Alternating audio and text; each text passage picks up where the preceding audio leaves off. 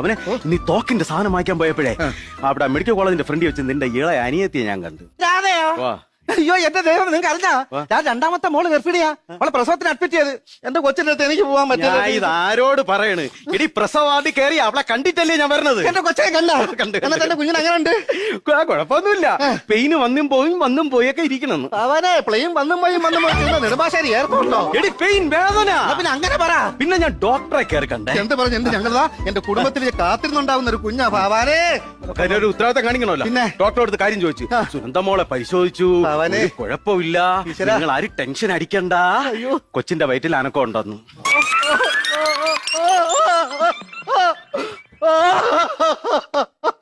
എന്റെ അനിയത്തിയുടെ കൊച്ചിന്റെ വയറ്റിൽ അന്നാക്കോണ്ടേ.